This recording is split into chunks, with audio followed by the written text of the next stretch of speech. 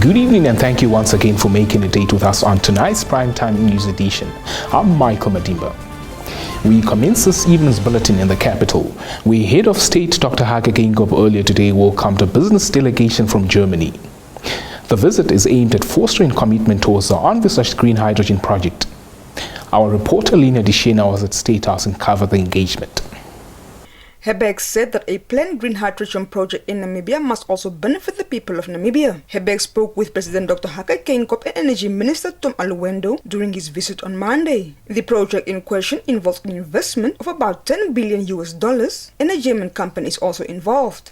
When we met in Davos, we discussed a lot of things, but in the center of our discussion was the question of energy, clean energy, green energy for Namibia, for your country, helping the people, having a reliable and cheap energy system, but also the interest of exports from Namibia, maybe to Germany as well. He said Germany was making Namibia an offer that was perhaps different from other energy-hungry economies. Gop on his part emphasized that Namibia was exploring new ways of cooperating with Germany. So we've come a long way, historically.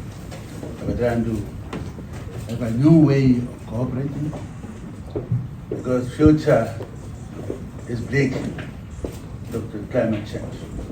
We're looking at new ways of getting out of that morass that climate change is posing on us. New ways of doing business, new energy resources. That's why we're together. And we thank you very much for already what you have pledged as a country to Namibia. You provide scholarships, you provide institutions to be set up so that they can be prepared for the new area of hydrogen that we are trying to embark on. Switching attention to neighboring South Africa, where top leaders of the ruling ANC party went into talks earlier today to discuss the fate of embattled party and national president Cyril Ramaphosa on the eve of a parliamentary vote that could lead to his impeachment. More from this report. Ramaphosa insisted at the weekend that he would not resign after a special panel reported on the alleged cover-up of a cash robbery at his farm. But his political future remains uncertain. This morning, the president arrived at the venue where the African National Congress, highest body of the National Executive Committee, was meeting to discuss the crisis. He shortly left afterwards, smiling and waving to the media. The NEC in its wisdom today decided that they would like that report to be given to the officials of the ANC first. The officials must process it, convene an NWC. Once the NWC is done, we will convene the NEC, and we should do this before the 6th of December. So between tomorrow and Sunday, we will do all that. The scandal has become known as the Phala Phala affair, named after Ramaphosa's farm. It began in June when South African former spy boss filed a complaint with the police alleging that Ramaphosa had concealed the theft of huge haul of cash from the farm. Back home, Cabinet recently unanimously supported the procurement of medical oxygen plants that will provide medical oxygen to state medical facilities across the country. Mulisa Simiasa filed this report. Provision of medical oxygen to public health facilities.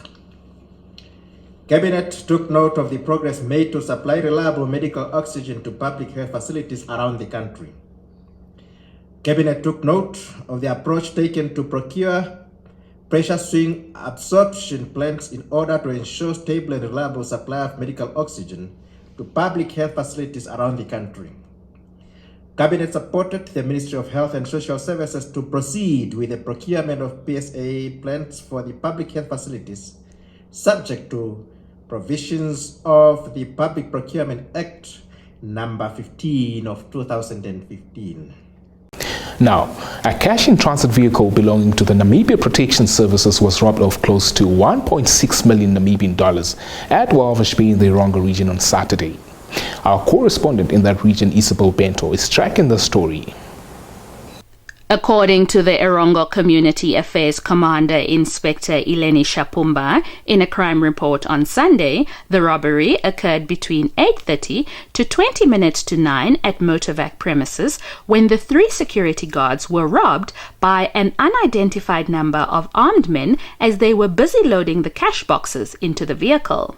Shapumba said the robbers further took the cash boxes, which were already inside the vehicle, collected from the Vurumanenbrock shops in Seagull, Shoreline, Kwesebmund and Naravel, as well as Usave in Kwesebmund, Metro Cash and Carry and Motovac. About 7 boxes containing money were taken by the robbers, who have been suspected to have used a white Corolla Quest with a GRN number plate as a getaway vehicle. Additional items stolen from the 3 security guards include one 9mm pistol Makarov worth 12,500 Namibian dollars, a cell phone worth 300 Namibian dollars, and one Motorola hand radio valued at 1,200 Namibian dollars. Shapumba stressed that police are pursuing the matter with confidence and called on members of the public with any information that could assist with the apprehension of the suspects to come forth. Salima Shimwefeleni reporting for Nampa News.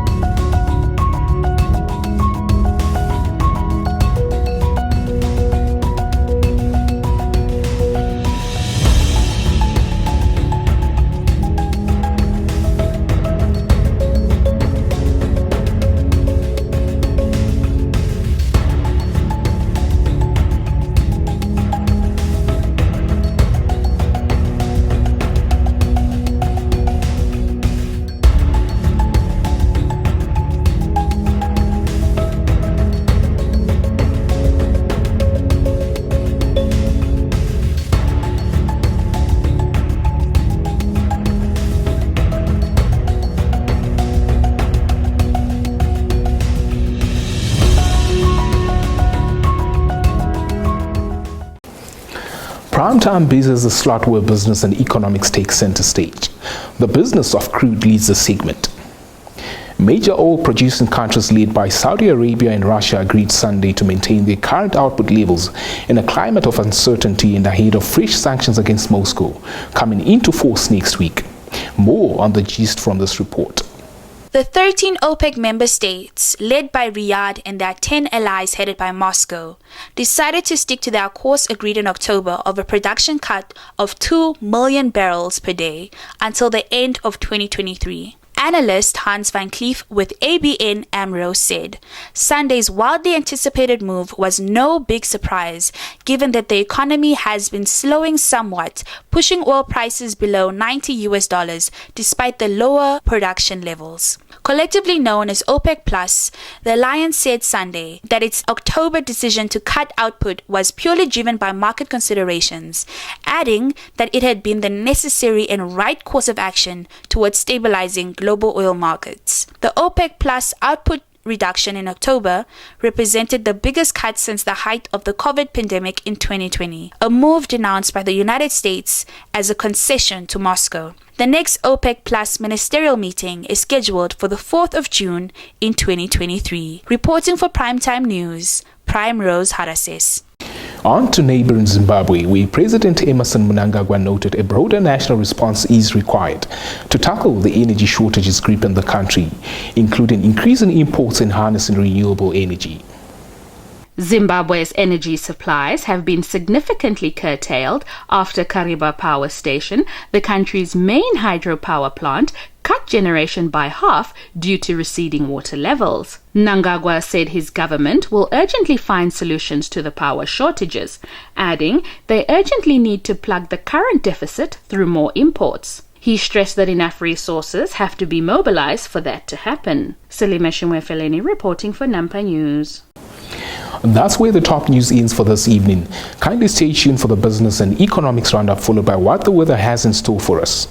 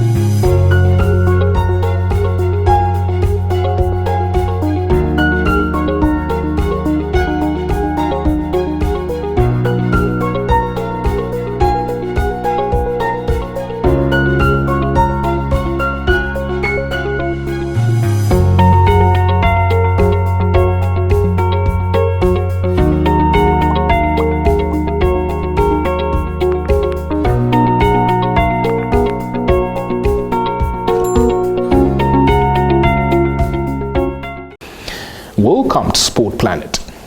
Netball headlines the segment. Namibia's under-17 women's netball team defeated Botswana 37-32 in their opening game of the 2022 African Union Sports Council Region 5 games at the Griffin Sayenda Indoor Netball Complex in Lilongwe, Malawi on Sunday. Namibia coach Shashinda Tuthi Shihero was satisfied with the results, saying starting a tournament with a win is a morale booster. I think it's always great to start a tournament and get away with a win. So the girls did very, very good. So we set ourselves a target, and our overall target was to win today, to come out with a win so that we can also boost us and give us confidence going into the tournament. So to win Botswana today by 5 goals, it's amazing. Meanwhile, Namibia's under-17 men's football team on Sunday lost to Botswana by a 2-1 scoreline in their opening game of the 2022 African Union Sports Council Region 5 games at the Bingu Mutharika International Stadium. The win means Malawi have qualified for the semi-finals of the under-17 AFCON Algeria 2023 for COSAFA qualifier. Namibia now plays Botswana on Tuesday, needing nothing less than a victory to guarantee them qualification to the next round. Stand by for your sports roundup.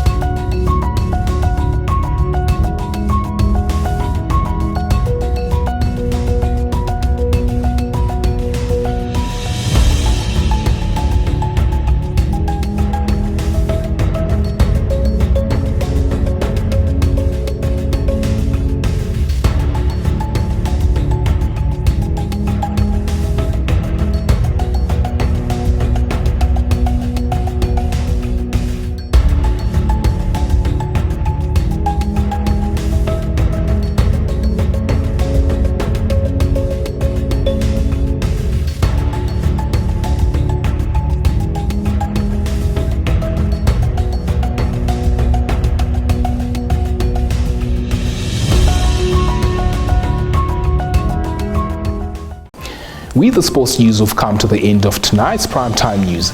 Many thanks for watching. Do make a date with us tomorrow as we bring you the freshest updates on your local, continental and global happenings on primetime news. From myself, Michael Madimba, and the entire crew that ensures this newscast comes to life, it's good night.